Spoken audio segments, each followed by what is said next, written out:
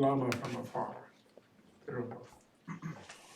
Okay, and then, okay. So I am going to, there it is. It's called the Mahasatipatthana Sutta. Shall we start? Shall we start? Yeah. Now, first, let me just say first one thing. The Buddhism has its own self-organization, and they never used the word Buddhist for maybe 1,000 years. Then finally, when the Shantarjana, some Hindu philosophers, started having debates with them, which they really didn't much do. Most of the Brahmins were Buddhist monks and were into the Buddhist universities. But around 600-700 after the Gupta era, they started kind of competing. And then they used the word Buddhist Bauta, which is a secondary derivative of the word Buddha, to mean Buddhist, follower of Buddha. But before that, they called them Adhyatmikas, inner scientists, inwarders, or something like that. That's what they called them. And the Sangha, the community, they just called the Sangha. They didn't say the Buddhist community, they just said the community. And so they have two kinds of dharma. Dharma doesn't only mean teaching. It actually has 11 meanings in Sanskrit, the word dharma or dhamma in Pali. And 4 or 5 of them are what you would call pattern maintaining meanings, and that's where you get the meaning of law, custom, duty, quality. It has very sort of mundane meanings like that, which means a holding of pattern, because it comes from the verb dir, which means to hold something. And actually, Patrick Olivelle, famous Vedic translator, he says that he only found 18 uses of the word Dhamma before Buddhism. It was not a big Vedic word, but it did mean custom and duty, those kind of pattern maintaining, like law, and even religion when you think of it as a way of holding your belief, right? Then from Buddha's time, he gave an opposite meaning, and that's what you call pattern transcending meaning. And here, what the basic meaning of it is that which holds you in freedom from suffering, is what dharma means for him.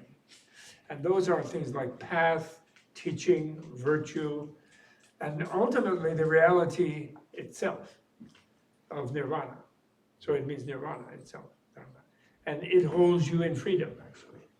So that's that same thing as Ram Dass asking you, do you see your patients as free, already free? Mm-hmm. And if you saw them as held by dharma, that would be the same way of saying that. So it's the teaching and what is taught, both, in other words, right? So there's what they call the verbal dharma. And the verbal dharma is 3 baskets, right, which you know that. And the 3 baskets which are collections of texts. And they are the Vinaya, which is the ethical text with a lot of emphasis on the celibate monks and nuns, the monastic, but with lay ethics as well, lay person ethics as well. And then the sutra is the actual discourses of the Buddha.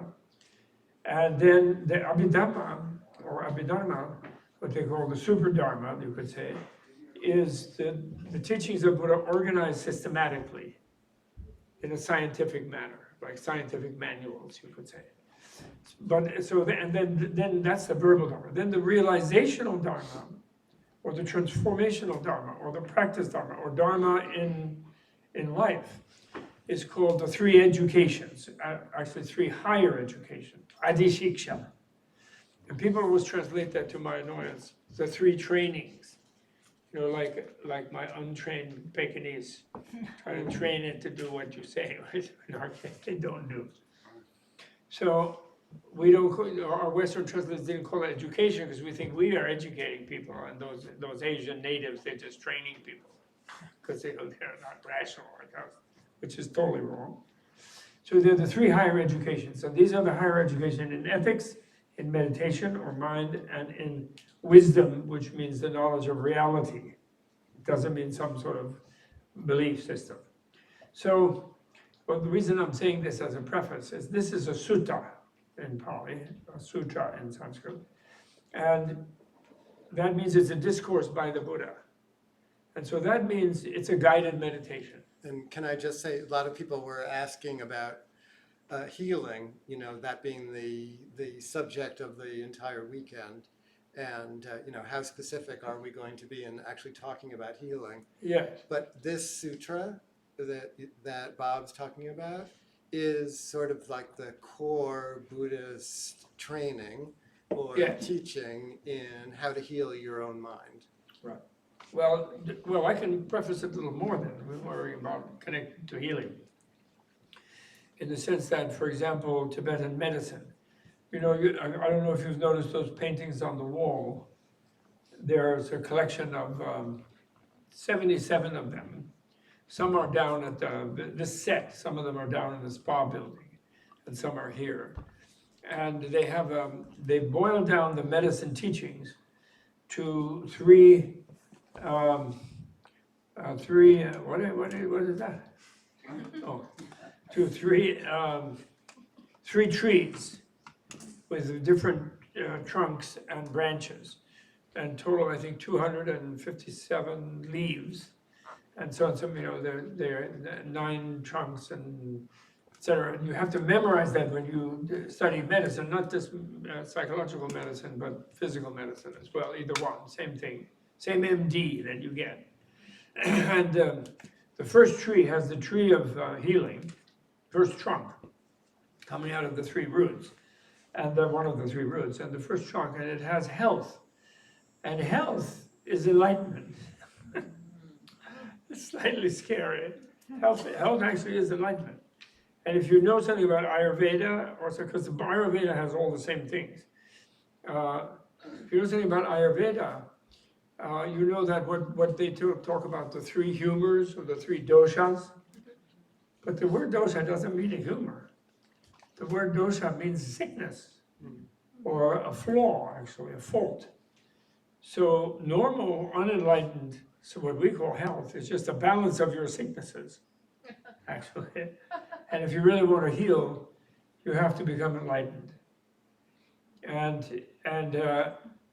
by becoming enlightened, it doesn't mean you belong to some cult or religion or do anything. What it means is you realize that you are light.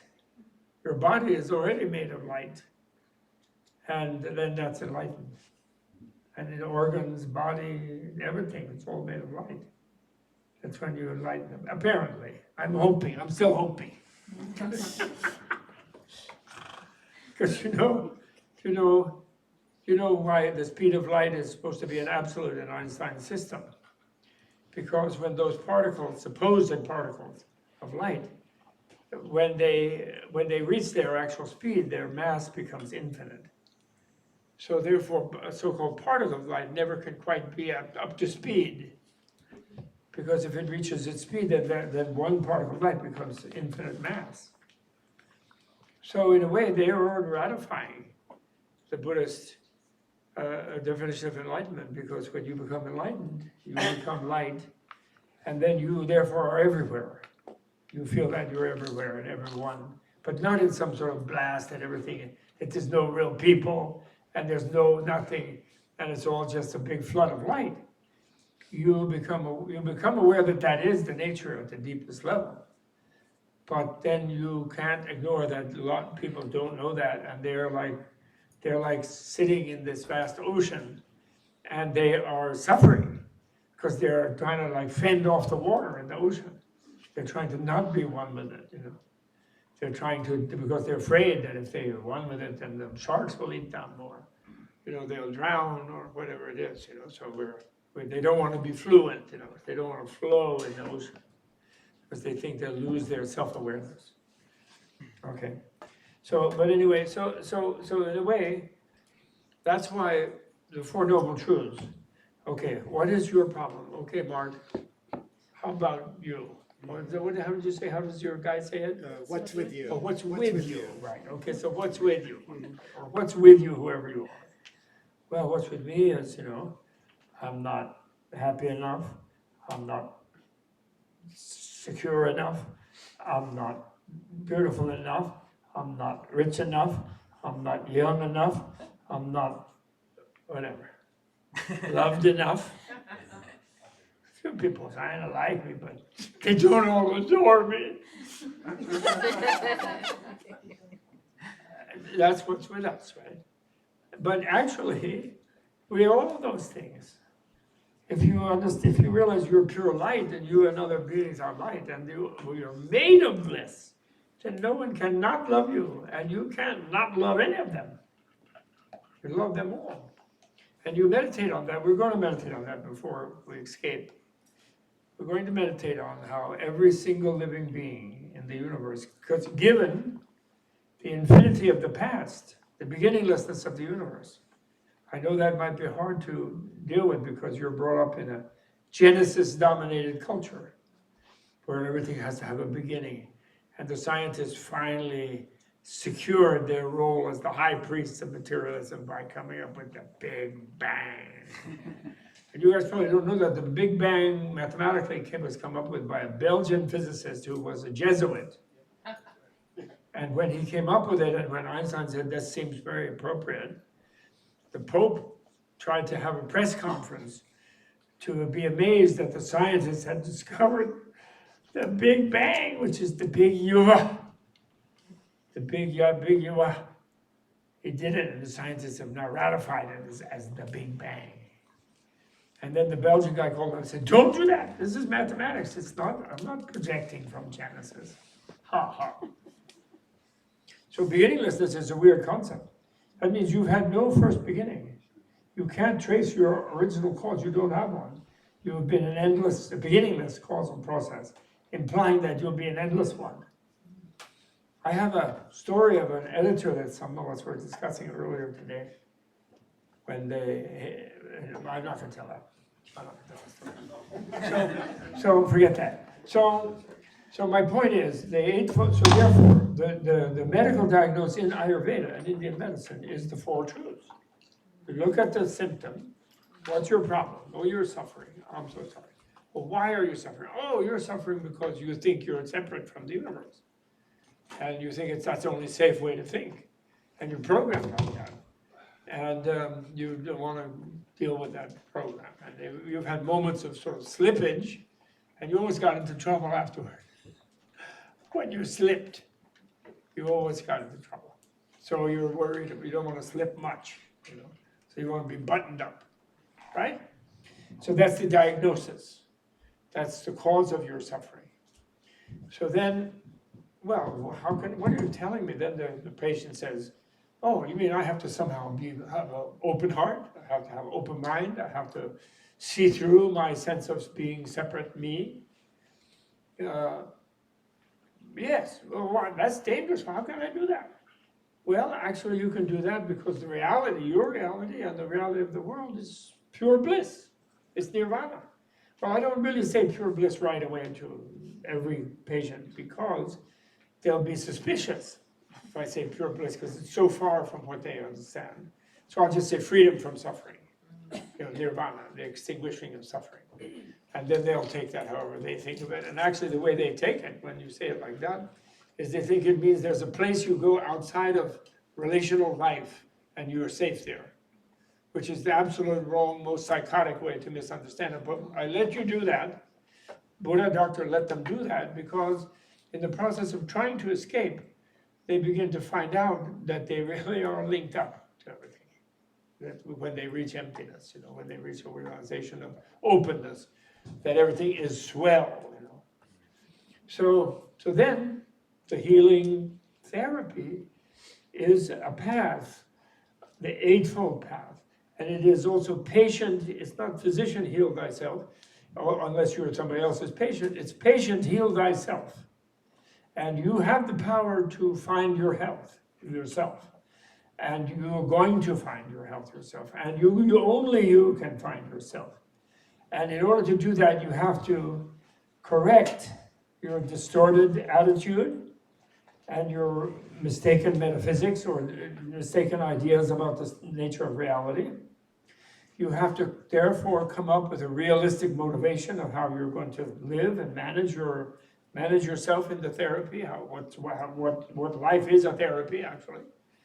You're going to have to Therefore, pay attention and be respectful to speech, to language, because although language, in a way, ultimately wrong and erroneous language imprisons you in false ideas and false concepts, you can only get out of them with accurate concepts.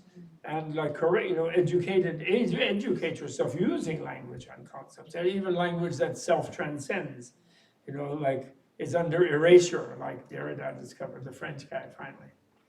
And then once you do that, and that's the beginning of learning, and then once you do that, you have to be ethical.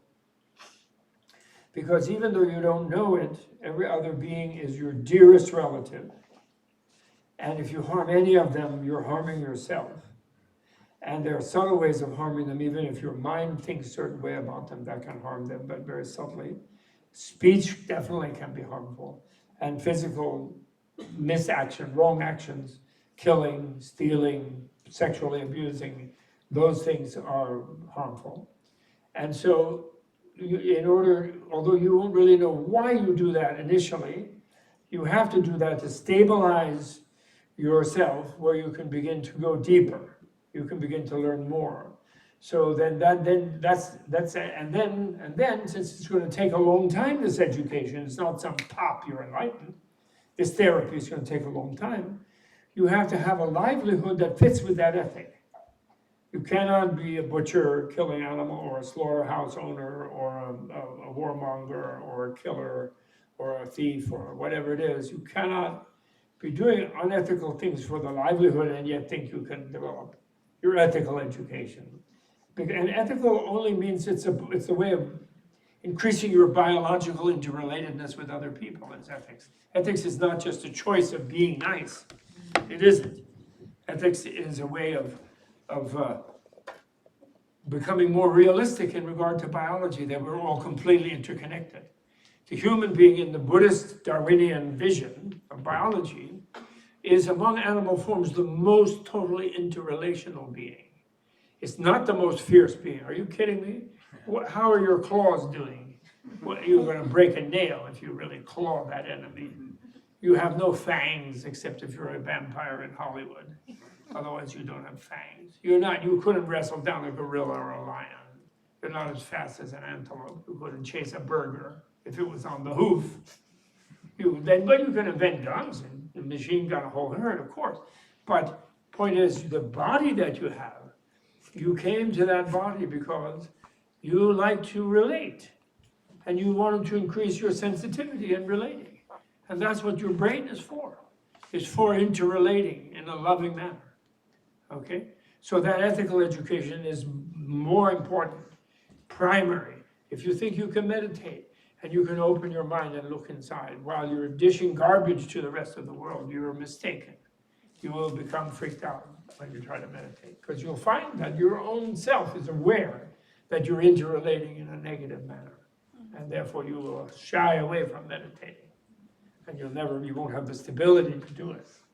So then finally, there's a nice one. You have to be, next part of the prescription is you have to be creative. You can't be lazy. You can't rest on your laurels as a human being in a relatively peaceful place where you're not hardwired, you're not running away from the suffering of the animal kingdom, which is one eating another, or you pouncing on something to eat and something pouncing on you.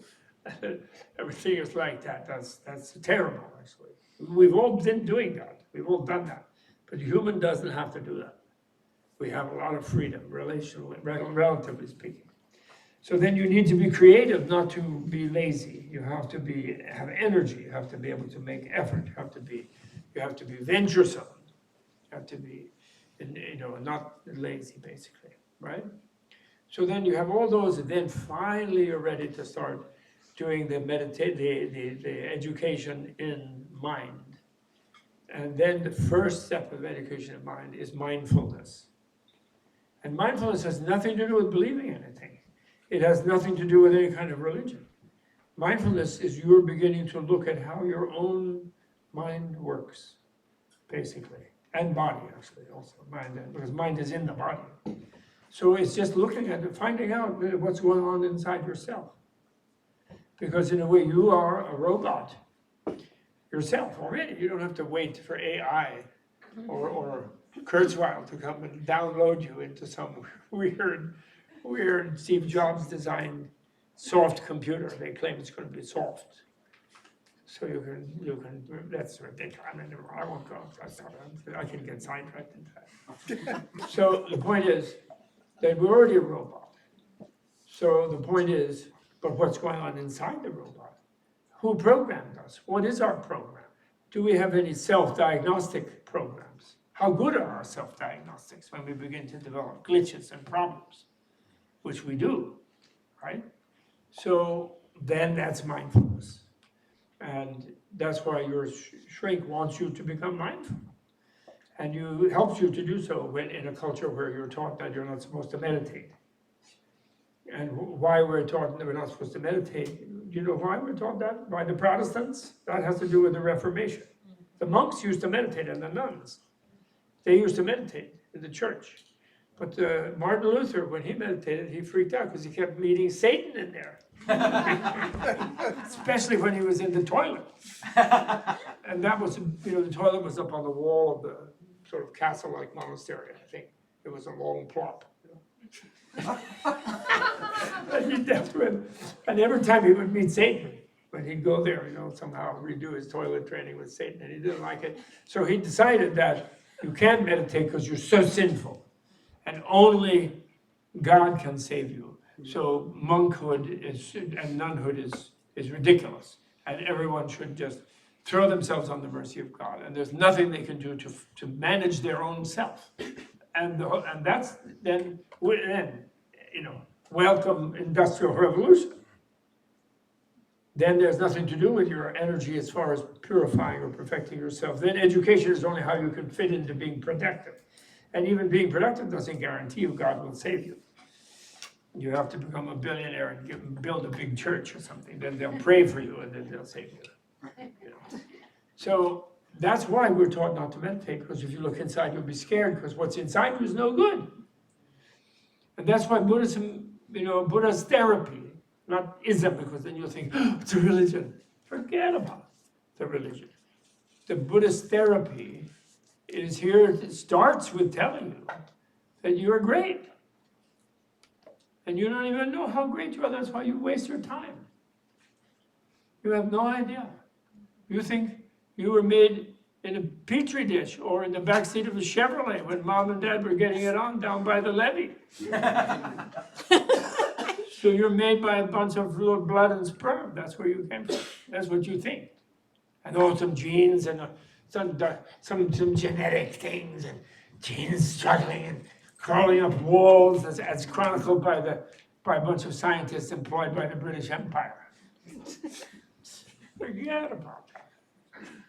But you yourself made yourself as a person who was willing to be vulnerable and have soft skin in order to be sensitive and relate. You yourself chose to be a mammal and the higher ones to be a female and to bear the young inside your body. You chose that. That's a high step. If you've been everything. Did any of you see the Penguin movie? It ruined my feet for a month. I couldn't walk around. You have to hold that egg on your toes for months and months, and then mom and dad have to pass it back and forth. And the other flipper can't even reach down there. And you can toe it, put that egg, it drops, and Junior is dead. Instantly hitting the ice. Boy, well, thank God we got out of that one. I kept thinking to myself during that thing, my conceptual mind kept saying, hey, Mother Nature, how about a marsupial pouch?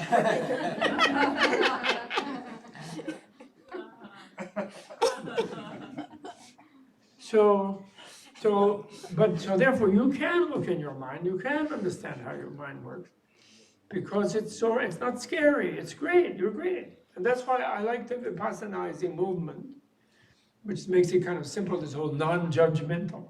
But that's a beginning level. But they have to again say that because they're dealing with this population of everybody who's terrified to look in their mind because they think that Jack the Ripper is in there. Well, unfortunately, He is. Down there, what Freud called thanatos. But not that. There was a lot of steps in between that. You know. So this sutta, this is by way of introducing the healing element in this sutta, since you challenged me rightly, I think, to do that. So you just look at it as a medicine, not as a religion. Just forget about that. There is science in there. The first one, the realistic worldview, or realistic belief, or realistic whatever, outlook, attitude, that I call realistic, not right, realistic. And that is re-examining stupid things like, coming to discover that nothing is nothing, and trying to heal yourself from believing that nothing is waiting for you. And you can go there and escape from everything into nothing, which is what you're told by those who want you to work in their factories and take their drugs and go to their colleges and dissect their frogs. Even though as a child you might have liked to pet the frog rather than to dissect it. Okay, so now we're reading a healing, and this is a guided meditation so you can listen like we're meditating. It's like John Cage, but it's a little longer than 4 minutes and 33 seconds. But I'm not going to read the whole thing, it's quite long. This is the Mahasatipatthana. Most people read what's the lesser. Maha means the great one, the long one, big one. The Satipatthana Sutta is shorter, and it doesn't have this thing that I discovered when I was traveling. When I was traveling in Sri Lanka in January, I was in honor of the Theravada tradition there, although they used to have Mahayana, big Mahayana monastery there, but then had politics, different princes and so forth, and they lost it. So they have only the monastic Buddhism, but that's very valuable. So I was reading all of that, and I was working on this very much so, in honor of that. Then I discovered something I really enjoyed, which is what I'm trying to show you, but I'll just begin. Just so you get the flavor of it, and you remember this is a guided meditation.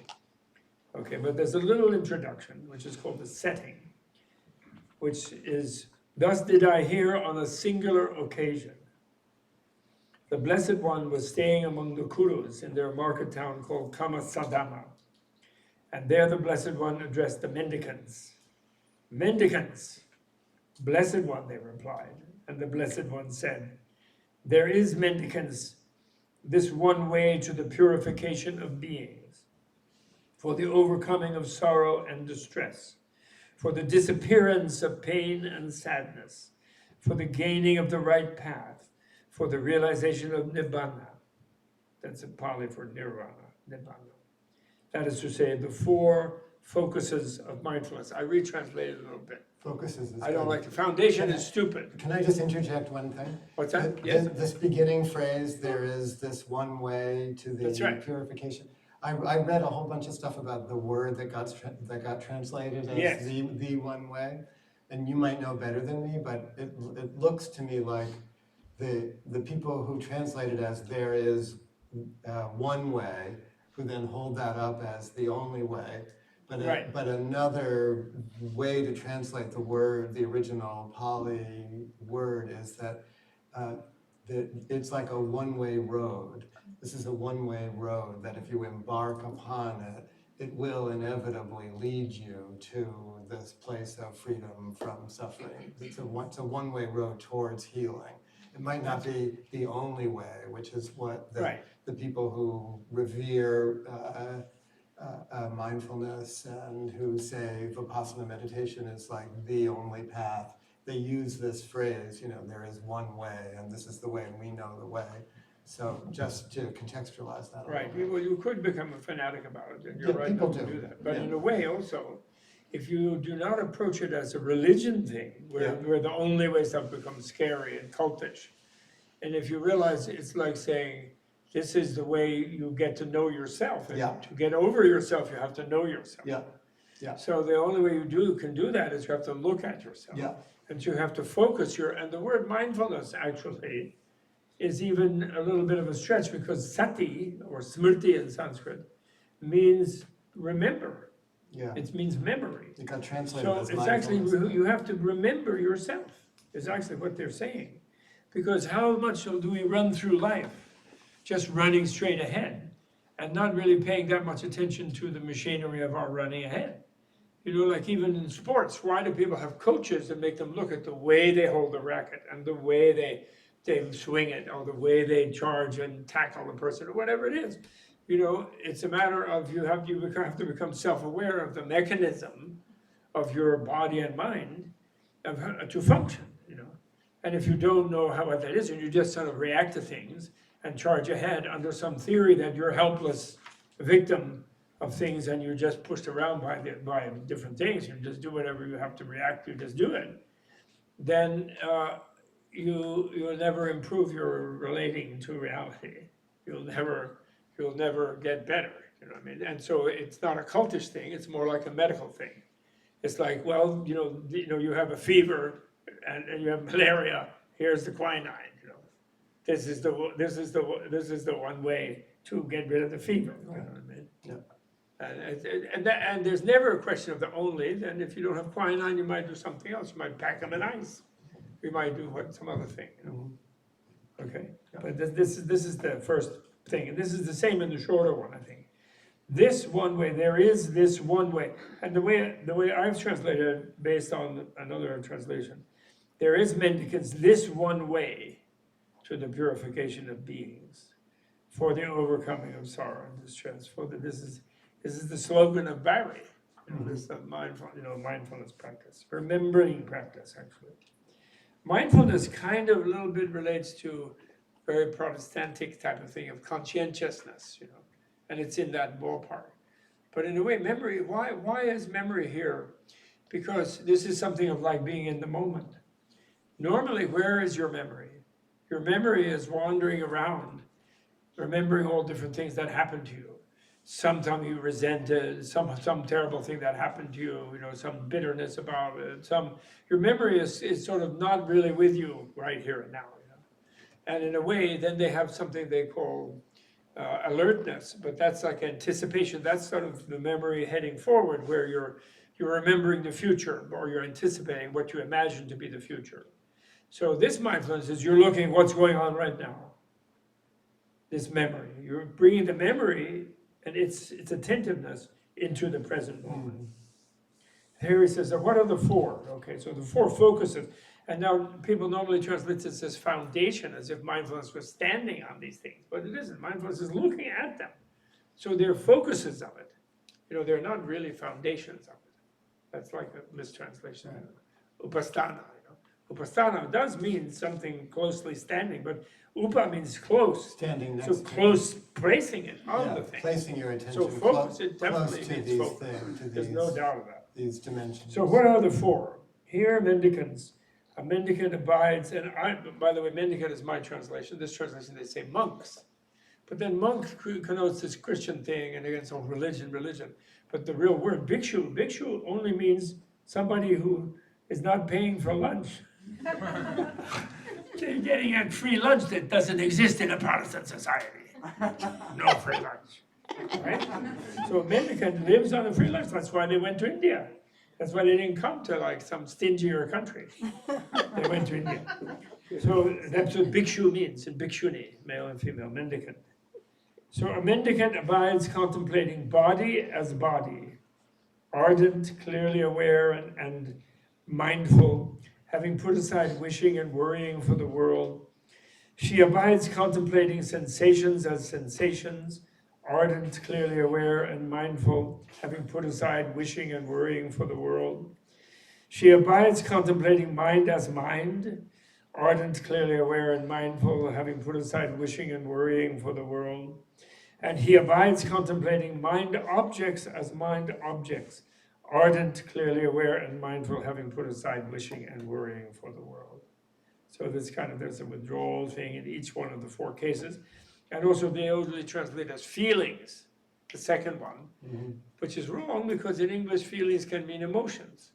Whereas this is only pleasure and pain and neutral lack of pleasure or pain. That's all that means. It's Vedana. It doesn't mean reactions to pleasure and pain at all. It just means the pleasure and pain sensations. Okay, but I know why they use feelings though, because there's a mental sensation, and they think that's not possible when your mind is doing something, it's having emotion. But no, the mind when the mind perceives an inner object, it has pleasure, pain, or it's Yeah. neutral to the inner object.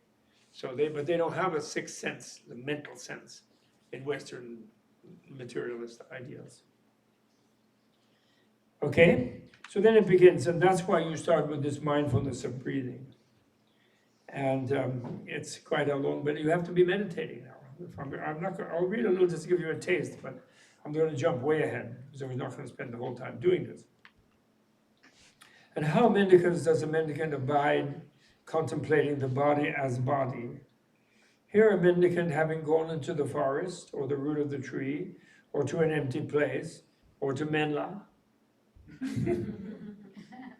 sits down cross-legged, holds her body erect, having established mindfulness before her. That's Mark's famous phrase. Setting her mindfulness in Established front of her. in front of them. Yeah. Like it's a vase of flowers or something. It's a kind of an expression for dissociation. Dissociation from being captured in the normal thought flow, actually. Right. Is why they say before, putting it before you. That's Joseph Goldstein, who's like the big Vipassana teacher, has helped me so much over the years. He makes a big deal about this these days. He's making a big deal about this knowing body as body. See, another way of reading the sutras, the monk sits and something like knows the body as body, or knows there is a body. So it's just like when you're sitting and meditating, simply knowing that you're in a body and feeling the feedback of one's body as body. Just that in itself is part of the meditation. And he's used that a lot as a kind of grounding for mindfulness. It's interesting. It goes on like that because it is a guided meditation. So he says, mindfully she breathes in, mindfully he breathes out. Breathing in a long breath, she knows she breathes in a long breath, and breathing out a long breath, he knows that he breathes out a long breath. Breathing in a short breath, he knows that he breathes in a short breath, and breathing out a short breath, she knows that she breathes out a short breath. He trains himself thinking, I will breathe. Trains. He schools himself thinking, I will breathe in, conscious of the whole body. She trains herself thinking, I will breathe out, conscious of the whole body. He trains himself thinking, I will breathe in, calming the whole bodily process. She trains herself thinking, I will breathe out, calming the whole bodily process. So there's an intervention right away, actually. Just as a skilled turner or his assistant in making a long turn, that's a potter, right? No, it's a lathe operator, yeah. Making a long turn knows that he is making a long turn, or in making a short turn knows that she is making a short turn. So a mendicant in breathing in a long breath knows that he breathes in a long breath, and breathing out a long breath, she knows that she breathes out a long breath. Breathing in a short breath, he knows that he breathes in a short breath, and breathing out a short breath, she knows that she breathes out a short breath, and so trains herself thinking, I will breathe out, calming the whole bodily process.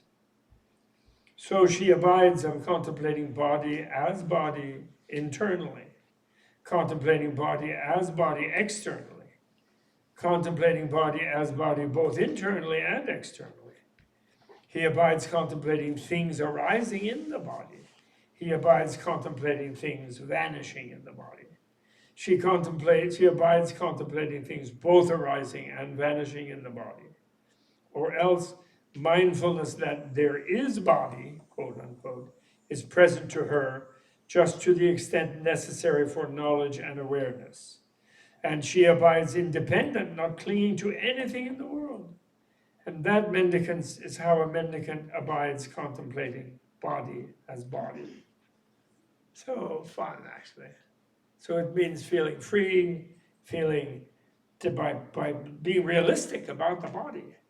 There's a feeling of freedom and not worrying about things, and of being apart from the worries and this and that. And it goes on and on like that. Very specific. There's an expression Freud gave recommendations to physicians practicing psychoanalysis, and he has this phrase, suspend judgment and give impartial attention to everything there is to observe. That's the role for the therapist, and it's almost, you could take that and insert it into the sutra, you know. Right. Suspend judgment and give impartial attention to everything there is to observe. So then they go ahead, right, then they go into the walking and lying down and sitting, etc., all this sort of higher level self-awareness. And this is like the Gurdjieffian program elaborated by his disciple Ouspensky. It's where he got it from, actually, called self-remembering, if any of you happen to know that about Gurdjieff. He was teaching that. So then, but then they come to something that they don't do in the Vipassana community in America much. Again, the mendicant reviews this very body from the soles of the feet upwards and from the scalp downwards, enclosed by the skin and full of manifold impurities. In this body there are head hairs, body hairs, nails, teeth, skin, flesh, sinews, bones, bone marrow, kidneys, heart. You meditate. Don't just look at me. Meditate. It's a guided meditation. Bone marrow, kidneys. Do you know where your kidney is? What it looks like. Heart, liver, pleura. I think that's the lung. No, that's not the lung.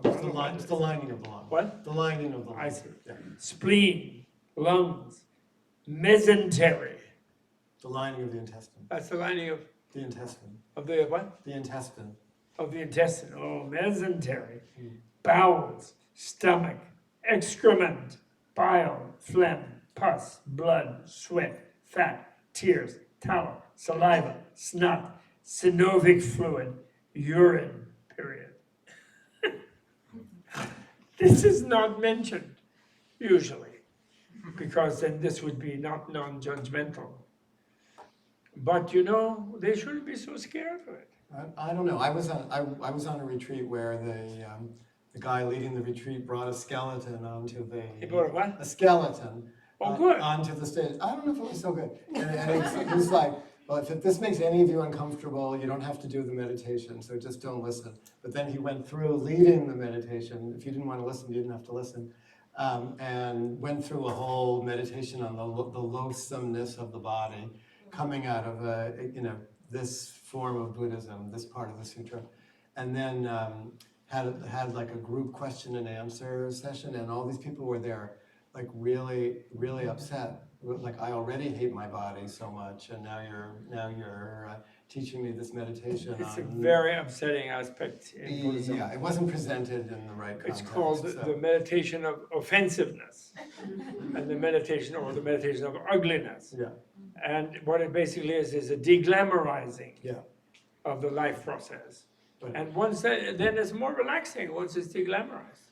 And it isn't the final word. It isn't like that's the ultimate reality of it. No, you have to bring the every minute with it as precious part back. So they're worried too much about it, but it's okay. Yeah. So you really become fully aware. You know, if Johnny Kabat-Zinn was like doing this, then people I think might run screaming out of the hospital, except for medical students. So he didn't emphasize it. But the point is, this deglamorization is very, very helpful. And it's very relaxing and de-stressing. You know, all those poor bulimic and girls because they want to be like Twiggy or something. You know what I mean? It's like this idea that there's some kind of ideal body that is some way, and that the actual body is not. So actually, if one can deal with it, having the body as a basis and kind of detach from over glamorizing, that doesn't mean later you can't be beautiful for some other person. In fact, then Buddhism does that when it gets to a deeper level. But this initial level of deglamorizing to cultivate detachment is really valuable. So anyway, then that goes really heavy. Then you go into death. Again, a mendicant as if he were to see a corpse thrown aside in a charnel ground, 1, 2, or 3 days dead, bloated, discolored, festering, compares this body with that, thinking, this body is of the same nature. It will become like that. It is not exempt from that fate. So he abides contemplating body as body, internally, externally, and both internally and externally, and she abides independent, not clinging to anything in the world, and that mendicant is how a mendicant abides contemplating body as body. Then he goes on to see a corpse in a charnel ground thrown aside, eaten by crows, hawks, or vultures, by dogs or jackals, various other creatures, compares this body with that, thinking, Its body is of the same nature, it will become like that. It is not exempt from that fate. So this, in a way, they're beginning right away with death. And death totally brings you to life. You know, you want to get in the moment, then think about your death. If you really want to be here now. Like Elizabeth Kubler-Ross famously said, I was with 10,000 people who died in the process of their dying. I never met a single one who regretted not having spent another day at the office. Because if you're aware of any moment could be your last. If you get that intense, which the intense practitioner does, the intense, enlightening practitioner does, then you will really consider the moment totally precious. So anyway, then it goes on. Then there's sensations, Then there's mind itself, and those are pretty short actually. Sensations of mind, pleasure, pain. Because you've already been through all the body is a bit longer. Then sensation is longer. Then mind is longer. Then the real long thing is the mind objects, which a word for that is dharma actually again. Because there is its lower meaning of just a qualified object qualified by certain qualities. Dharma means. So the thing, which is like a thing, And so, and how mendicants does a mendicant abide contemplating mind objects as mind objects? And here, you start to go into understanding your whole conceptualizing function. And it's very complicated, and I'm not going to spend that much time, so I don't want to take up the whole time with it, so I'm going to skip it a lot. But it's very complicated, much more complicated than the shorter version. And then what I got really excited about is at the end. Because the final mind object that he comes to, in guiding, and of course these are monks, so they're there for hours while he's saying this, and they're following it by meditating on each thing he's saying, And he goes through the Eightfold Path. In fact, with them, he goes through the Four Noble Truths, right, with them, because that's the most important mind object to really understand the Four Noble Truths, he's saying. So really, in other words, you as a patient to heal yourself, most important is to understand your sickness and your health. That's what's key. So he comes to that toward the end of the guided meditation. And what mendicants is the noble truth of suffering? He says, well, he goes through a description of it. And, what is there in the world that is agreeable and pleasurable? He lists every agreeable thing. Wherever in the world there is anything there, this craving arises and establishes itself. The five aggregates of grasping that are suffering. And that mendicant is called the noble truth of suffering. And then what is the noble truth of the origin? Now he goes to the diagnosis. And you should be meditating on this as I'm reading it. It is that craving which gives rise to rebirth, bound up with pleasure and lust, finding fresh delight now here, now there.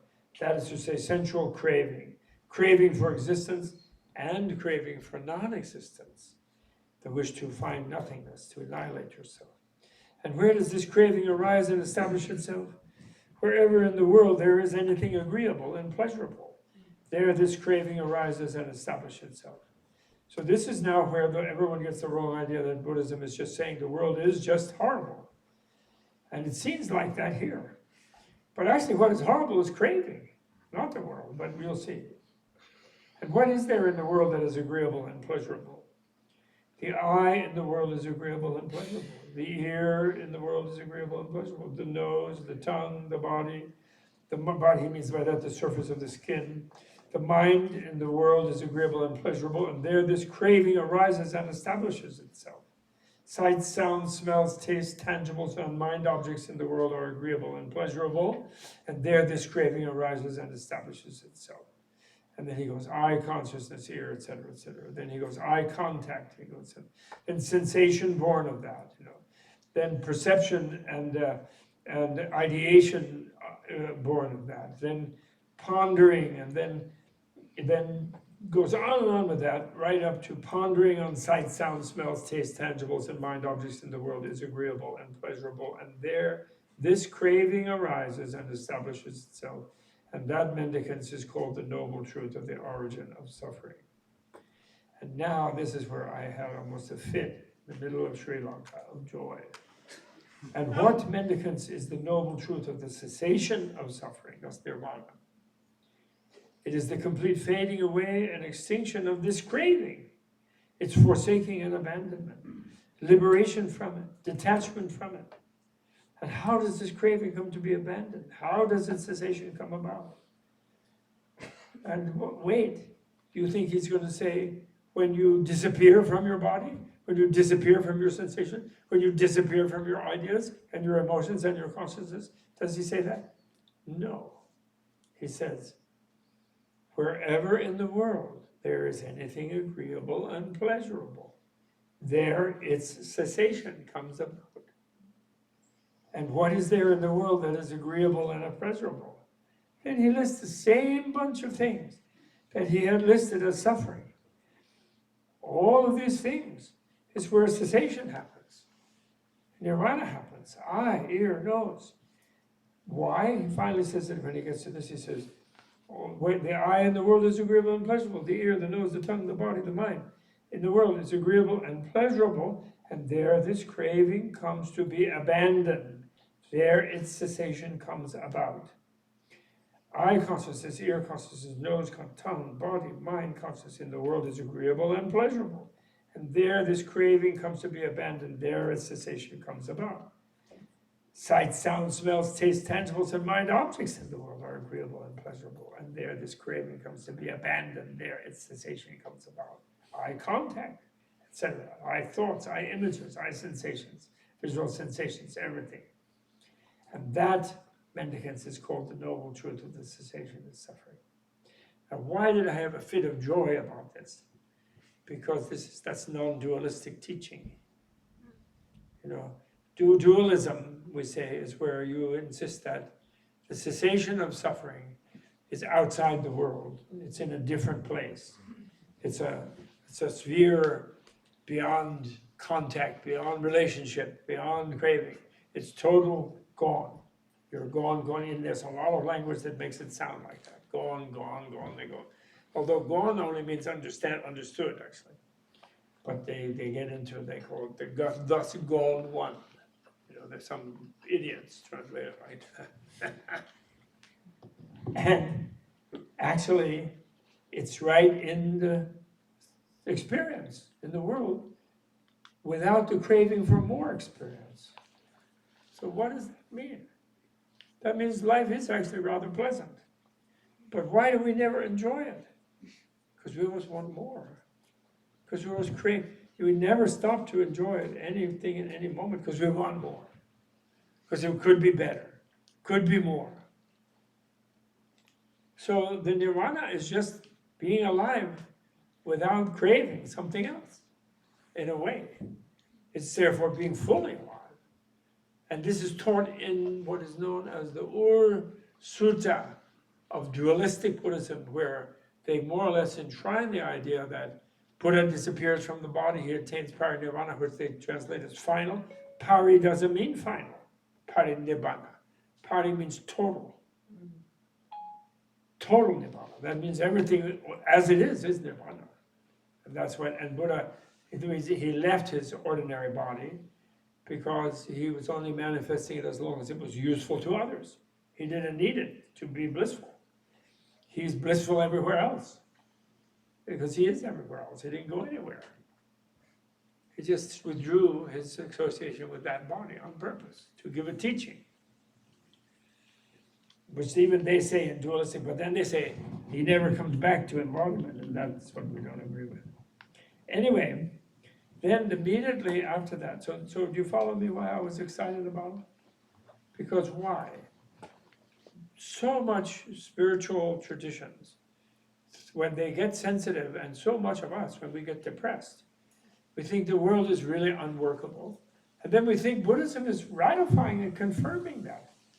Well, Buddhism is confirming that it is unworkable and disagreeable and not possible when we are disagreeable and not possible, when we are relating to it in a problematic way, because we feel isolated from it. Because we feel what we really are is something apart from it. Some sort of fixated thing, some immortal soul that really not supposed to be here. Look at Hinduism. Purusha, the word for soul, is also a word for a male. It means a man. And then the relational reality is Maya, which is female. Prakriti, matter, Maya. Maya drags that happy Purusha. That male who has no body, so he doesn't have to cook. He's just bodiless, but he's a he. And then he doesn't get lured into the kitchen, which is then samsara. The Hindus want to get out of it too. But the point is, the world itself, in the non-dual thing, the world itself is fine. Maya is the mother of Buddha. She's magic. She's creativity. She's like Maya Devi. She's a goddess. So Buddhists too get into this thing, but basically we have to face the harsh truth that the person who says, oh, I realized emptiness even in Buddhism. I saw everything disappear. I bravely went past nothingness. It seemed like nothingness actually, which was where I felt cooled out. But anyway, I'll call it emptiness because I'm back. So it obviously wasn't nothingness. But now that I've seen that, I'm back just sort of pure momentum. And therefore, like, I'm cool and I want a BMW and I want a lot of disciples who adore me. And then when I die, I'll go back there. And I'm higher than other people who haven't had that experience because I disappeared. And they didn't. And so they're making a state of abstraction and separation from life as if that were the ultimate state. And therefore they really are mistaking psychosis for nirvana. That's like total psychosis, really. And it's so huge, and in Buddhist psychology, because they're allowing the mind to exist. If you go into that, you're reborn as a deity in the formless realm, and you drop your ordinary human body, and you can stay a really long time. Although the disappointing thing for you, staying there like 1,000 aeons, is that you have no sense of time. So then when you leave, you think you're immediately leaving. It's really frustrating. Thoreau has a beautiful thing. I don't know how many of you read Walden lately, but you want to read the Dharma teaching. It's in Thoreau. He writes about a guy who was making a walking stick that he wanted to give to some beloved person. And he spent aeons looking for the stick, the right tree and the branch, and he carved it, etc. And all this was in complete isolation from the universe. And when he finally got ready, and it was the perfect stick, and he was ready to give it to somebody, that he was in a world he didn't know anybody. It was in a completely different universe.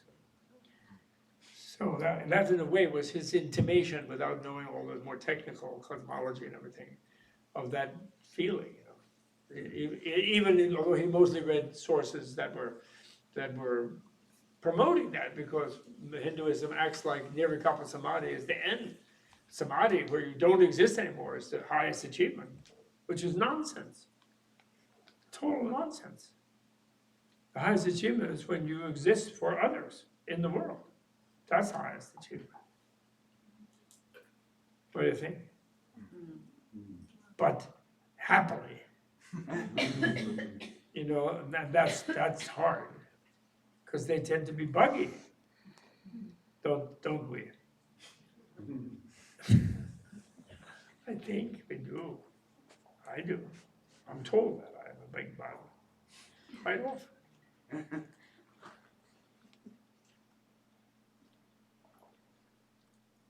So, anyway, that's why I got so excited. Then right after that, he goes into the Eightfold Path. And that's how we find this cessation of the craving. And actually, craving he uses in this sutta because it's the easiest thing to deal with. But the original thing is really, the source of the craving is the ignorance, or better translated as misknowledge, like a misunderstanding, a misknowing, rather than just not knowing. It's a misknowing because we think we know I'm not everybody, I'm me. And we think we know that.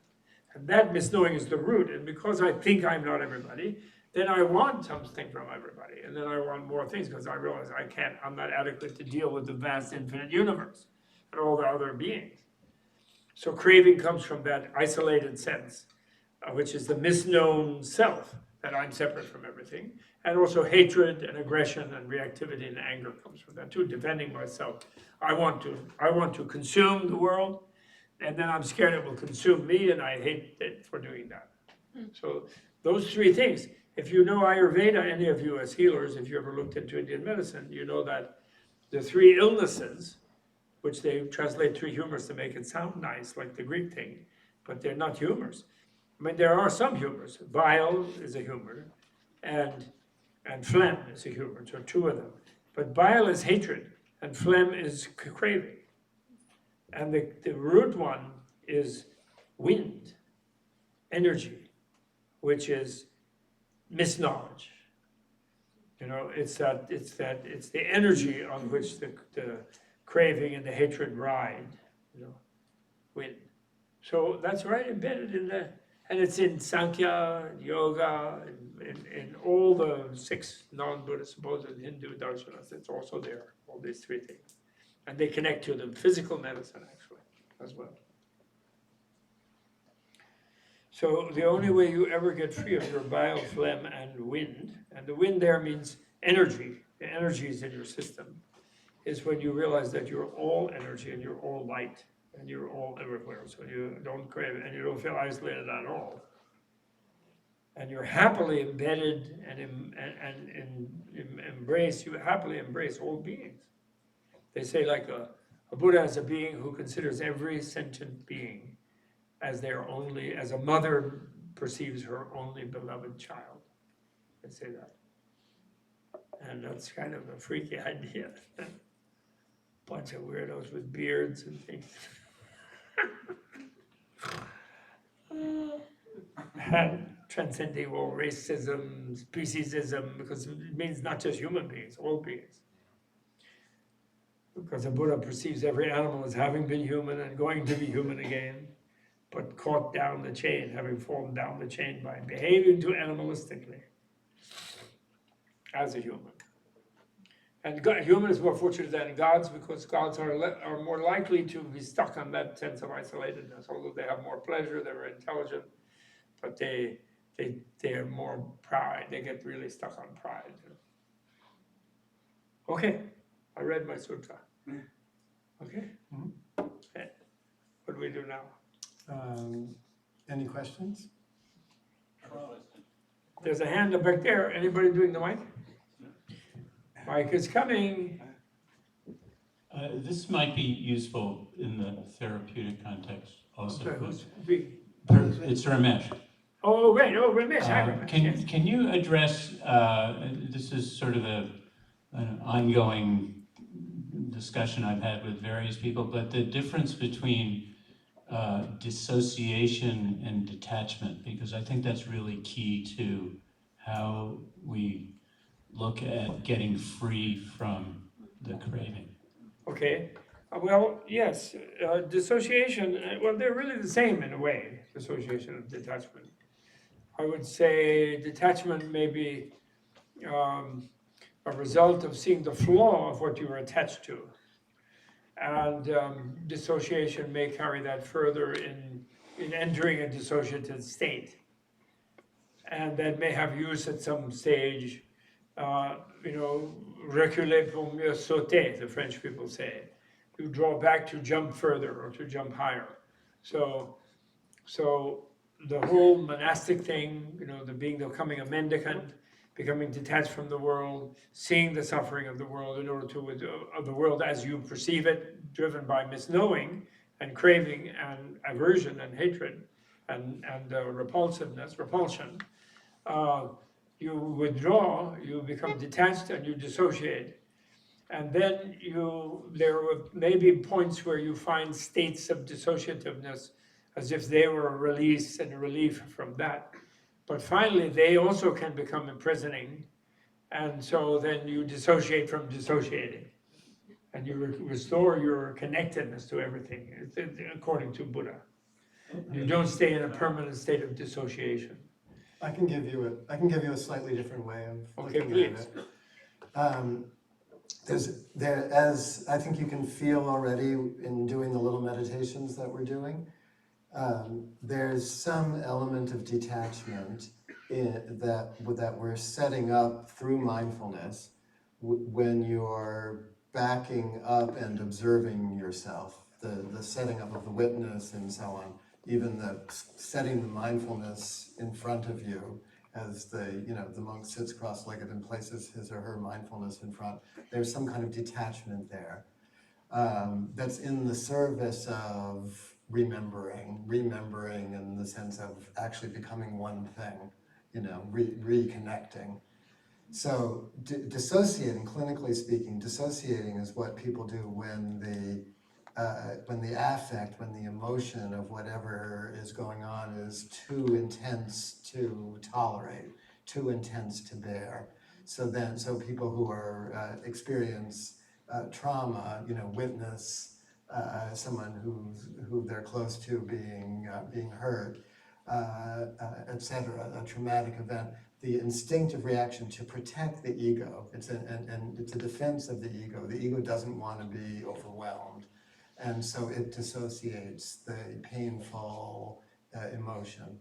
And the problem there is that it has to put it somewhere, and we're only this. We think we're only this bounded thing.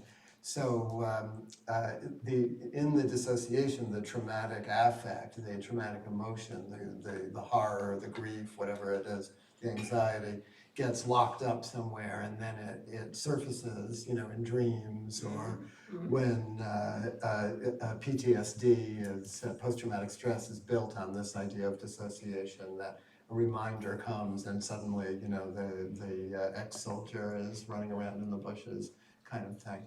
Does it seem like that the detachment part of it really Hold the mic up, please. requires, that the detachment part really requires a kind of acceptance of what you're experiencing or detaching from? That seems to be the element. The detachment is in service of reconstituting oneself. It's in service of accepting. When you take yourself mindfully into the observing stance, which the words we use tend to make it more mental. It's more like we're pulling away so that we can feel everything that we are. We sometimes talk about it That's as a good kind of as watching, but if you meld the watching with feeling, then the distancing that comes from detachment starts to make sense. Because people always get hung up on this, and when they're training themselves in meditation, it's in service of wholeness, but you're actually creating a split. You're reinforcing the observing ego. That's another way to talk about it. You're creating, in the psychoanalytic language, they talk about making a therapeutic split. So you're reinforcing the observing ego in service of what they call the synthetic ego. So the synthetic ego is what lets us know that we are one in ourselves, or even one with others. But the observing ego is like the tool that we're employing before, and I'm going to get into some of it when I talk next. The observing ego is something that we reinforce in the service of creating some newer synthesis. And the newer, a lot of the language that you're hearing is about what does that newer synthesis look like? That's like, what is nirvana? What is the healing? What does it mean to become truly a relational being that we all are already? So you're inspiring me to say something, or the way you were putting it, and that is that in the cure, in the healing, you use detachment to counteract craving and lust. Then you reattach with compassion and love in a way which is altruistic at that point, because the initial detachment of craving was where you liked things because you wanted them for yourself. But then once you are detached from them, you then feel better yourself. Once you're not dependent on other things, and you feel more free and more better yourself. The minute you feel happier, then other beings begin to you become more sensitive to their unhappiness. And then you feel love for them because you realize that if they would detach a little bit from some of their obsessions, they would be better. So you reattach with love. But then finally, those two bounce back and forth, because compassion will sort of go over toward attachment again, and detachment will go into some kind of dislike, aversion, and fear and reactivity and so forth. So then that's why the final thing is wisdom. And the third thing is misknowledge. And then wisdom has to know what everything is, yourself and the world. And it has to counter misknowing by open knowing. And the emptiness comes about, and the selflessness comes about in the self as it seemed before to disappear, and other things also seem to disappear. And then there's no separation between the self and others through that experience. And then wisdom becomes compassion. So knowing fully everything, you automatically become sensitized to the state of everything, and then you automatically can't bear any sensitive being to suffer. So those three are really encompass the whole healing thing, actually, in a way. And it is the wisdom one that is the root one. But the craving and he's focusing craving in this sutta, in this meditation that he's guiding, because he's dealing with mendicants who are in the stage of trying to withdraw from their embeddedness in Indian life, as husbands and wives and kings and merchants and workers and whatever. He had paid no attention to caste at all. He took people from every caste and every gender and every kind of nation. There were many nations, even, you could say, people with different cultures and languages. And he took all of them into his therapeutic institution. And he did, it was a single payer system. Free lunch was everywhere. And there was no insurance companies, no paperwork. The altruism that's generated by the detaching also comes back on the self, so that where there was shame and so on, that pulling away and seeing the suffering in the self-loathing, in the psychological emptiness, in the fear and the shame. When you back away from that enough to develop a kind of kindness towards yourself, that's very important, psychologically. Well, that is, but the point about that is that the detachment itself is self-love. That's right. In other words, the one who had the option to drop out and be in a lifelong MacArthur fellowship, which was a little sparse because it was only lunch. There was no dinner and no breakfast. But still, that was a lifelong scholarship to just pursue your own liberation, your own salvation, your own inner freedom, and happiness, actually. So then the love comes from you feeling happier in that condition. Right. And also in a way the love of the Indian people. Because people can be grumpy, and there are stories where Buddha goes to some peasant and some farmer, and he's like, "Why am I giving you my food? I worked hard, you didn't do anything." Remember, there's that story that people tell, and but they actually get to love these people, these mendicants, because they cheer them up, because they're feeling good.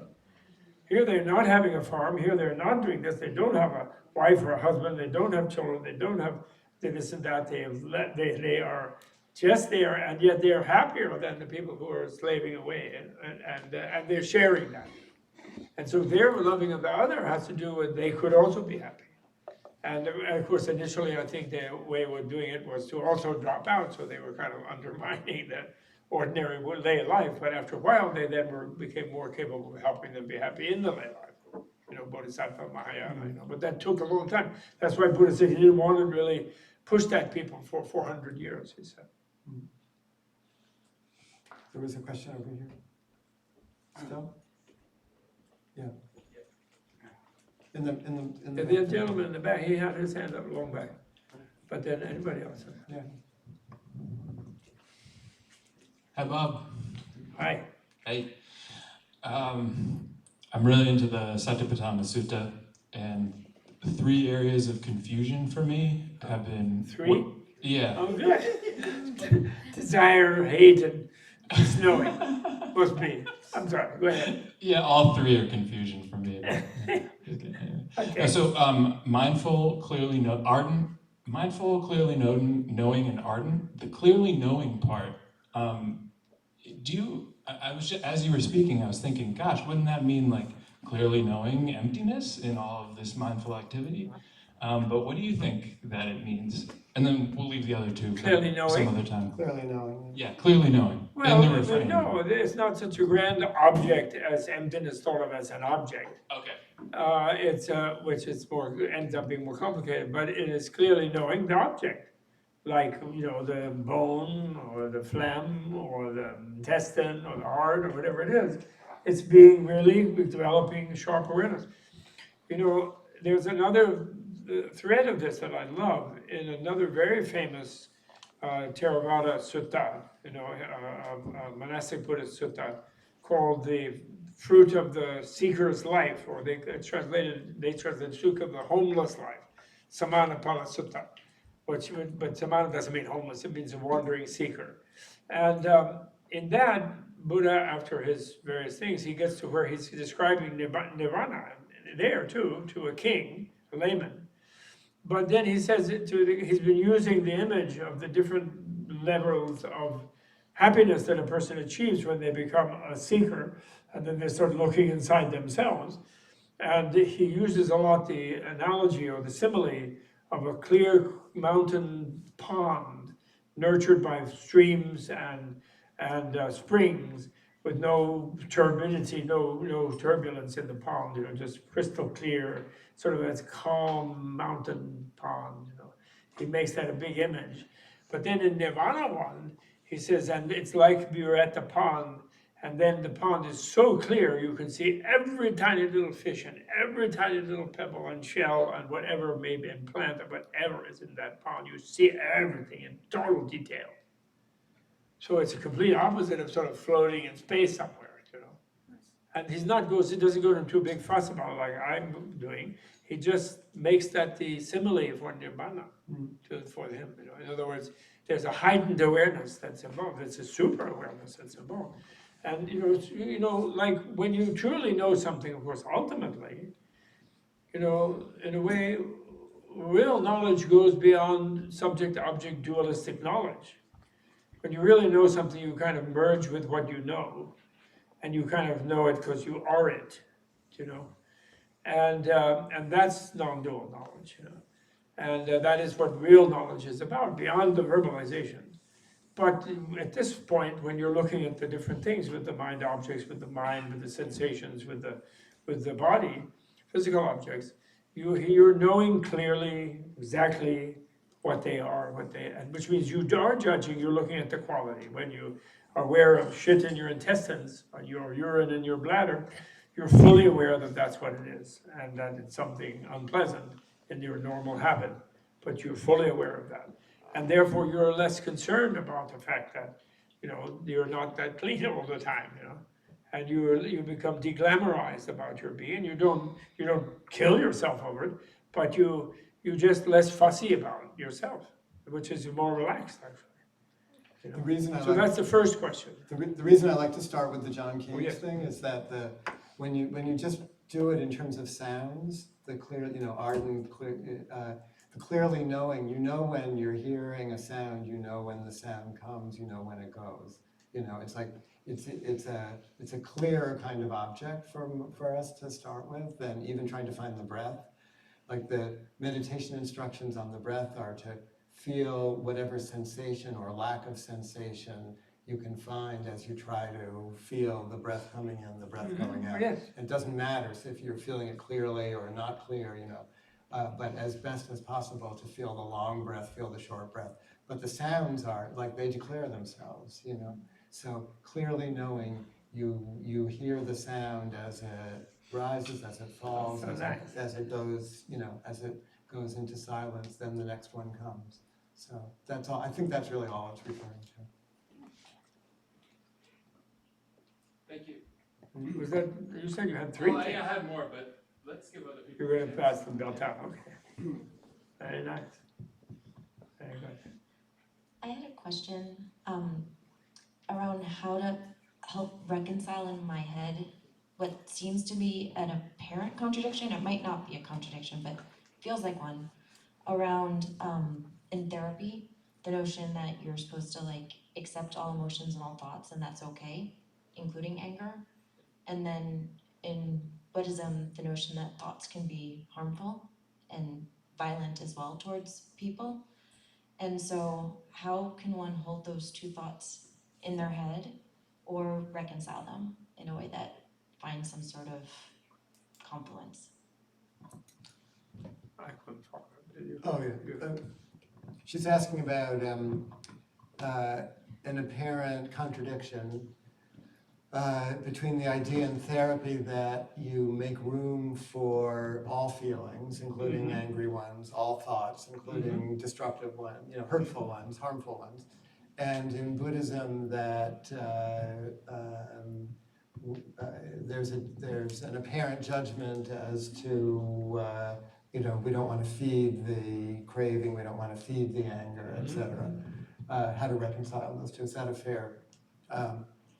Okay, so it's all in the attitude that you take towards whatever is happening within you. That's the key thing, and that's what bridges the apparent contradiction. Like every time I've gone on retreat over the years, I bring a little notebook in with me, which you're not supposed to do, in case I have like a revelatory thought or hear a great teaching that I could preserve and use in a book or something. And it's a very little notebook, and only once or twice, per week might something strike me.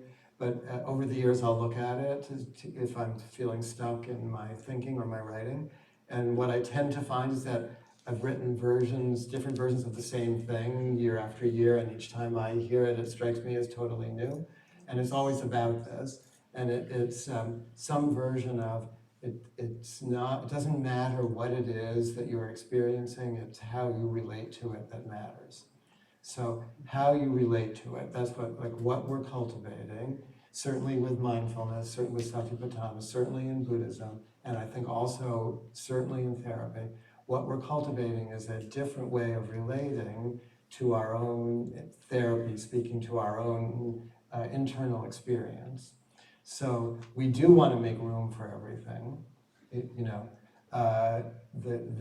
anger, the hatred, the craving, the lust, the blame, the shame, the injured innocence, as well as the bliss, the joy, the love. We do want to make room for everything in that John Cage way of not pushing away what we don't like and not holding on to what we like. And with the idea that everything is self-liberating, and that's that thoughts are just thoughts. When you look at thoughts, there's no substance there. You don't have to be afraid of your thoughts. Okay, you can learn. You don't have to act on your thoughts. You don't have to indulge your thoughts. You don't have to be ashamed of your thoughts. You don't have to try to push them away. You can make what I tend to think of as a holding environment, using that idea of holding, the Dharma.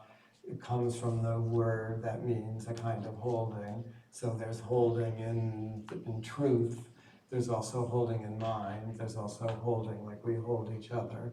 But we're creating a holding environment for ourselves in which we can be accepting of everything, but where we can discriminate at the same time as we're being non-judgmental and making an environment in which we're allowing the entire range of human experience in order to become, and this is a phrase I like from a friend of mine, psychoanalytic friend of mine, partners with the capacities that constitute us. So we want to make room for all of Thanatos, all of our libido, all Eros and Thanatos, partners with the capacities that constitute us, but with intelligence, being able to use our intelligence to know what we're seeing is worth making use of, and what we have to kind of leave to self-liberate, So I think that once you have the experience, the tiny little bit of experience of, those those thoughts I was scared of, those feelings I was so scared of, seeing them come and go, and illuminate your consciousness.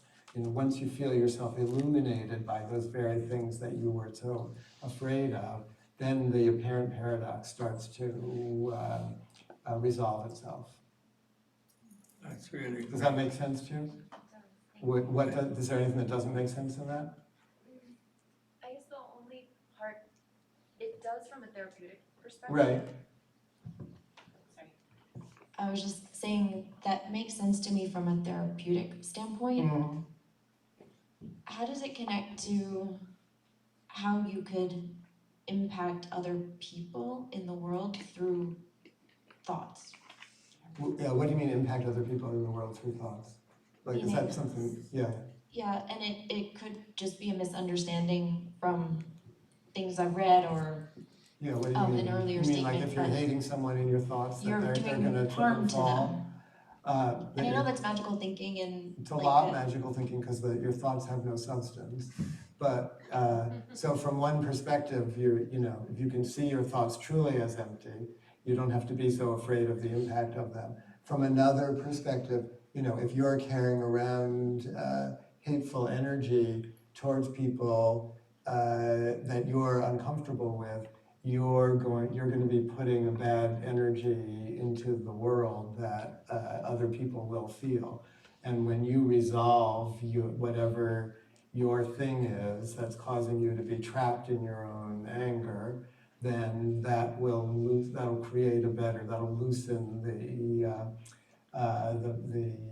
sorry to use this language, but the vibrations that are coming off of you. So that will settle down, that will put a better energy into the world. So in that way, I think you'll be not putting others at so much risk from your own entrapment. if to just not add, but to Yeah. parallel that, which is implicit in what you've been saying, the difference between the Western psychology and the Buddhist psychology doesn't lie in the issue of there being a very powerful unconscious and people having eros and thanatos like operative in the unconscious, like Freud discovered. In a way, eros is the lust and thanatos is the hostility, the aggression. So it's the same two poisons, actually, exactly. And but the Western one from Freud was the idea that you're always going to have that unconscious, and there's nothing you can kind of do about it except don't over repress it, vent it in some ways, and sort of manage it in that way. But the Buddhist, because he was a materialist, he was trying to be a materialist scientist or connect to materialist science. And whereas the Buddhist one, being not a materialist, the unconscious is, if you die still unconscious of your deeper drives, that they will drag you into rebirths that you're not interested in when you get there. You will really not want like them. And so the imperative to become fully conscious of the unconscious is what gives you a motive to make room for everything and take a look at the whole self. But then the key then is when you really understand these different urges and surges and drives and instincts and reactivities in yourself, you can reach a place through wisdom where you are no longer driven by them. You're not in denial that you have such energies, but you're not going to be driven by them into bad impacts in the world of self, either destructive to yourself or to others. And in fact, you can consciously sublimate, divert these energies. And actually hostility, interestingly, in the more tantric thing, which that made me a historical thing, like Tantra was always kept esoteric because those ancient societies were kind of buttoned up, and there was like the external laity was like this, and so even the Mahayana was hidden for hundreds of years until there was sort of more room because of the mendicants for like beginning to really explore yourself and really be more happy. And then after that was working over the Indian for another 30 generations, 20, 30 generations, then they were able to get into the more subtle areas of the unconscious and so forth. And where the reason for this Book of the Dead, fierce images and that, there's Thanatos over there and here's Eros over here. And, but then those energies are yours to use, not be driven into harmful impacts on the world or self-destructiveness. You know, that becomes like the creativity in art, for example, eros that becomes. And you were saying And aggression hostility, becomes intelligence, yeah. actually. The bile, the physical element of bile, and the mental poison known as addictive poison called hatred or aggression becomes intelligence, because it sort of wants to take things apart and see deeper in them and open them up, you know. It's the same thing, actually, in a way, but when controlled, when it isn't, it's just destructive. So the idea of the human life opportunity, from that point of view, of the human psychotherapy, Buddhist level psychotherapy, is that you become free of your unconscious. And then you can consciously choose what you do. And then you can, the ultimate of that, of course, is where you can lucidly die. You can lucidly go through the between state, like you can lucidly dream in the cycle of the day. And you can lucidly find another embodiment if you feel like that. Although you don't have to, but you could, that would be beneficial to your old friends who you left behind when you died.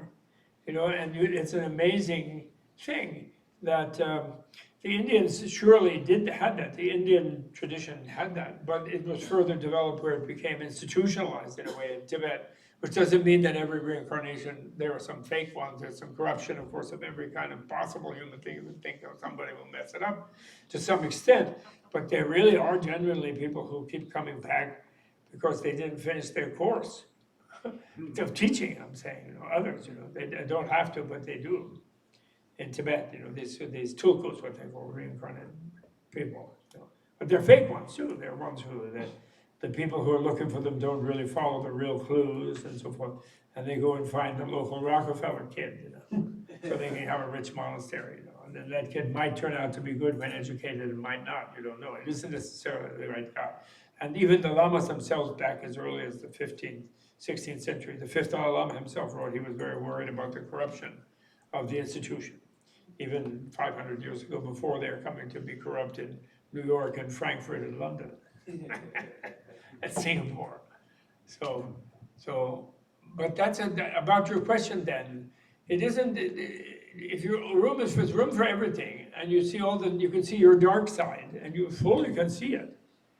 But the point is, it's not that bad if it doesn't drive you to express destructive actions. And that's why also then there's the whole education in ethics. And ethics is seen as a biological thing. You know, modern ethicists, and believe me or not, there is such a thing in philosophy that people can even pronounce it, ethicist. There is such a thing. And they think that ethics are just purely, you choose, you know, intellectually choose like categorical imperative. There's no real reason why you're good or bad. Because it all doesn't matter, you understand? They're stuck with that stupid dogma of complete, insane, blind faith in nothingness. There is no such thing, you know. So if you don't have that, ethics is biology, and being good is biological, is, you know, evolutionary development, and being bad, and even the word for being good and bad, virtuous, unvirtuous, that people translate like that, and even within Asian languages they translate it like that. But that word in Sanskrit, kushala and akushala. Kushala means skill, and akushala means unskill. And so, why would they call ethical behavior skillful? Well, it's helpful to other people when you're nice to them, but it's evolutionarily helpful to the person who is nice. Do you follow? Because then you can be nicer, more beautiful. If you're more patient, you're going to be more beautiful in the next life. If you're more generous, you're going to be wealthier in the next life. If you're ethical, you're going to be more human. Because human life is this amazing, weird thing. Do you think every crocodile sits around thinking how they want to like be a baseball player and get paid like a lot of money in the American League or something? I don't think so. They look at human and they just see potential food, and then later when they got guns, maybe danger. But they don't think it's interesting to have a body like that. They're not attracted to a human female, except as a dinner. So human is a strange thing to have decided, this is a really great thing to do. Let's be human being. It really is. Can I read you this thing from Winnicott about hatred and the therapist's hatred and the mother's hatred and so on? I think it goes to your question. Because this paper that Winnicott wrote in 1947, it's called Hate in the Countertransference. Go on. Hate in the countertransference. Oh, good. Countertransference is what the therapist feels for the patients. So he's trying to make a case for therapists not pretending that they don't have negative feelings towards their patients. But he's building that case by talking about what it's like to be a parent, and in particular what it's like to be a mother. And so he's actually describing what we're talking about, making room for all of the negativity, all of the difficult feelings. But because you make room for it, because you're seeing it clearly, not pretending, out of that comes that it's all done in the service of a greater compassion. So the therapist can be a better therapist, and the mother can be a better mother. So I'll just read. Yeah, Winnick, I'll read you just a little bit of it. This is towards the end, but out of all the complexity of the problem of hate and its roots, so that's Thanatos, we're talking about the unconscious, etc. I want to rescue one thing, because I believe it has an importance for the psychotherapist. I suggest that the mother hates the baby before the baby hates the mother, and before the baby can know his mother hates him. However early integration may be achieved, there's a theoretically earlier stage in which whatever the infant does that hurts is not done in hate. I have used the term ruthless love in describing this stage. Is this acceptable? As the infant becomes able to feel to be a whole person, so does the word hate develop meaning as a description of a certain group of his feelings. So he's saying, when the baby is really a baby, the baby's not hating, the baby is just like reaching for what it wants. And sometimes it will hurt the mother, but it's not doing it out of hatred, it's doing it out of what he calls ruthless love, which is a great concept. That's really it. The mother, however, hates her infant from the word go. I believe Freud thought it possible that a mother may in certain circumstances have only love for her boy baby, but we may doubt this, he says. We know, using the plural, we know about a mother's love and we appreciate its reality and power. Let me give some of the reasons why a mother hates her baby, even a boy baby. And then he lists a bunch of reasons. The baby is not her own mental conception, meaning the baby is real, not just the thought of what the baby was going to be, the preconception. Yeah. The baby is not the one of childhood play, the father's child, the brother's child, etc.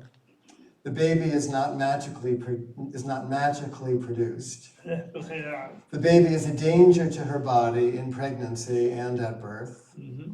The baby is an interference with her private life, a challenge to preoccupation.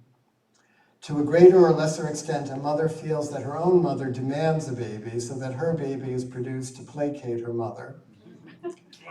The baby hurts her nipples even by suckling, which is at first a chewing activity. He is ruthless, treats her as scum, an unpaid servant, a slave. She has to love him, excretions and all, at any rate at the beginning, till he has doubts about himself. He tries to hurt her, periodically bites her, all in love. He shows disillusionment about her. His excited love is cupboard love, so that having got what he wants, he throws her away like orange peel. The baby at first must dominate. He must be protected from coincidences.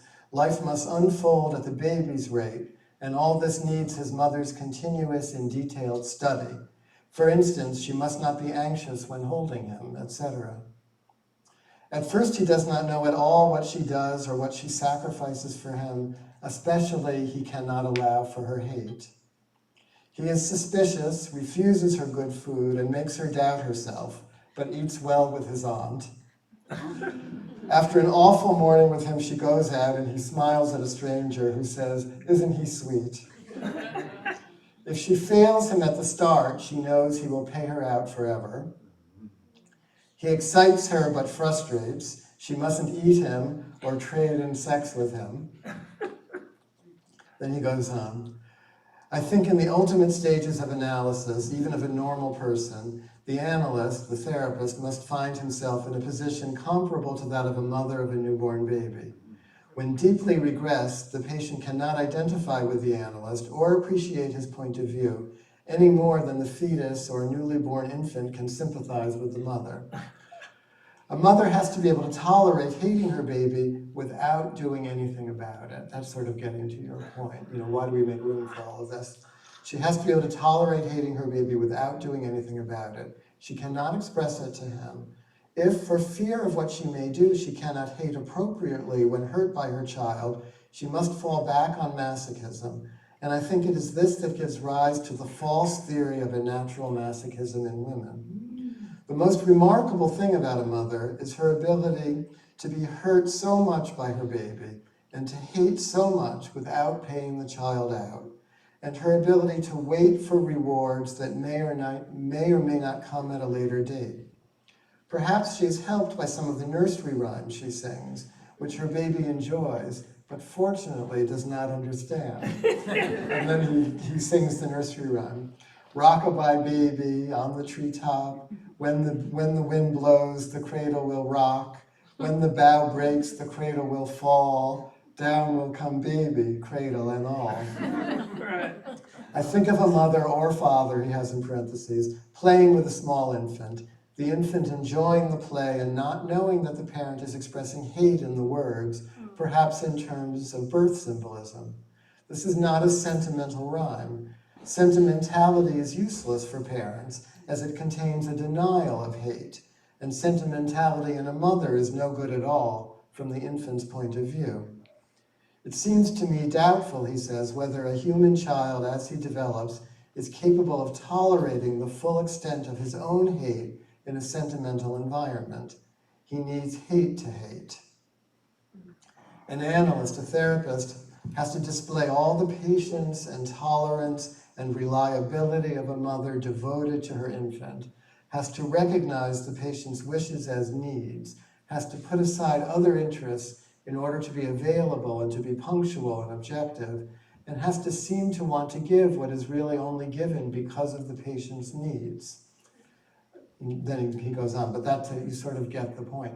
So I like to use this when talking about mindfulness, because I think what we're doing for ourselves in some way is recapitulating this kind of optimal parental environment that Winnicott's talking about, where we like the mother, are making room for all of these impulses, all of our negativities, all of our most difficult, mental and emotional processes in the service of love, in the service of compassion, in the service of growth, in the service of healing.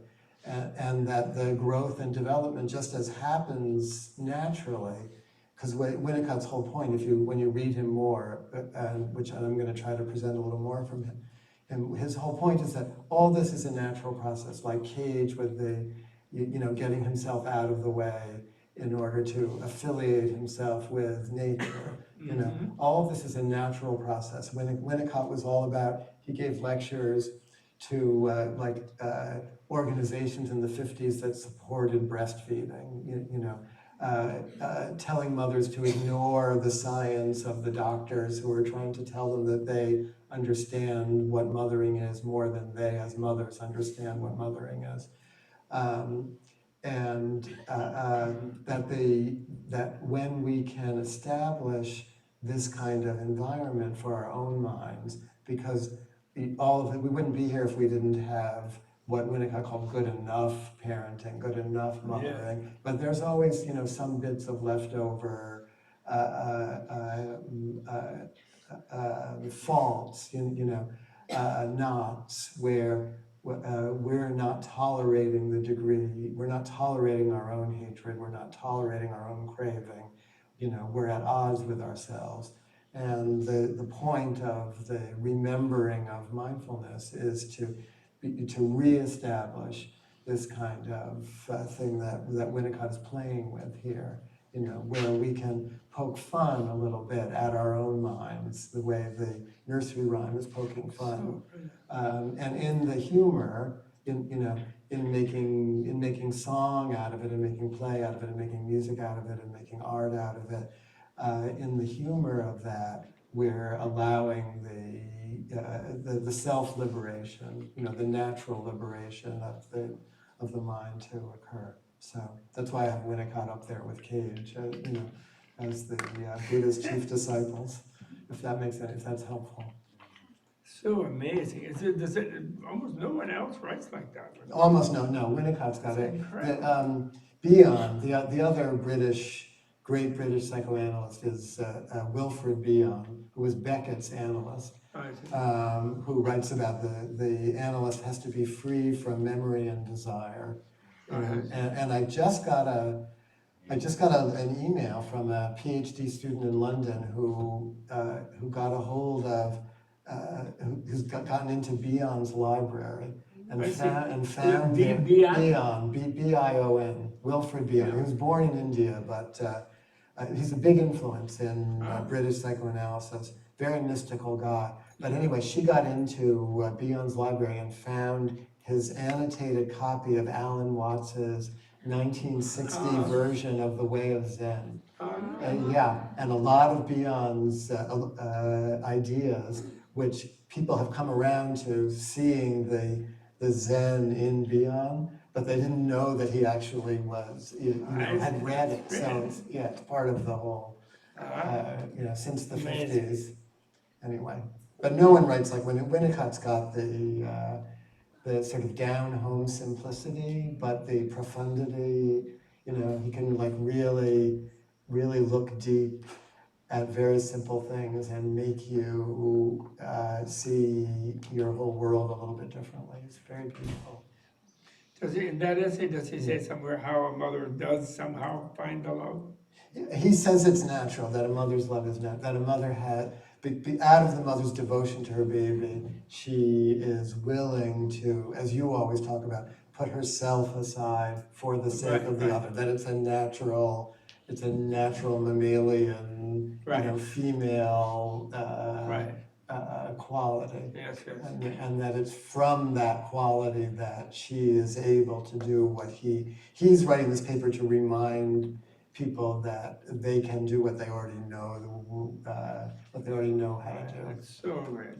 When someone asked me years back when I wrote in a revolution on some book course, and somebody asked me, well, where were all the cool heroes that I was saying should be there, who are able to react to anger and violence and whatever forcefully without rage or anger themselves, And then I was a little bit at a loss, like who's really doing this? Well, Gandhi got killed, sort of.